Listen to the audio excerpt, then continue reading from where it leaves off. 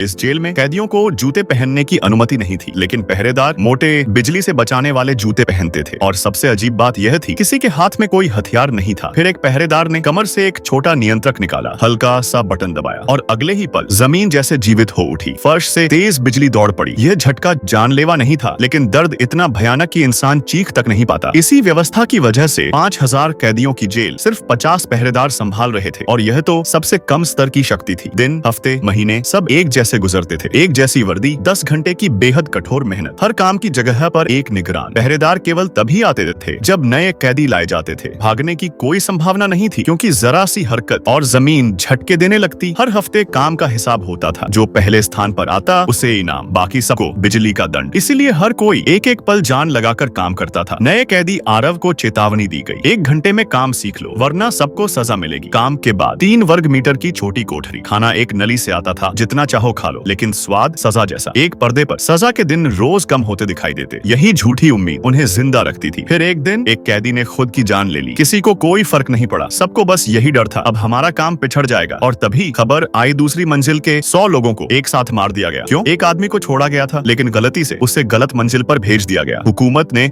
अपनी गलती छुपाने के लिए पूरी मंजिल के लोगों को खत्म कर दिया। उसी पल सबको समझ आ गया, यहाँ से कोई भी जिंदा छूट कर नहीं जाता। उसी एक दिन बुजुर्ग कैदी उमेश गिर पड़े। डॉक्टर भी एक कैदी ही था, जांच साफ थी, दिमाग पर गहरा असर पड़ा था। उमेश चल बसे। उनकी मौत ने आरव को झकझोर दिया। अब इंतजार नहीं, अब या तो भागना होगा या यही मरना होगा। नए कैदियों के आने के समय योजना पर अमल किया गया। शौचालय की पाइप काटी गई, पानी फैल गया, लिफ्ट को रोक दिया गया। पानी और बिजली मिलते ही सब बंद हो गया। जमीन काम करना बंद कर गई। पूरा तंत्र ढह गया। पहरेदार बेबस हो गए। हजारों कैदी एक साथ उठ खड़े हुए। नियंत्रण कक्ष पर कब्जा कर लिया गया। बिजली घर बंद कर दिया गया। अब झटका कभी वापस नहीं आएगा। सब बाहर निकले, लेकिन सामने समुद्र था। कई लोग डूब गए। आरव और किरण किसी तरह किनारे तक पहुंच गए। हुकूमत की सेना आई, लेकिन तब तक बहुत देर हो चुकी थी। एक पुरानी मछली पकड़ने वाली नाव उन्हें वहां से ले गई। आरव जानता था शायद सभी लोग नहीं बच पाए, लेकिन अगर सच लोगों तक पहुंच गया तो ये जेलें ज्यादा दिन नहीं चलेंगी, और वह सच बताने निकल पड़ा।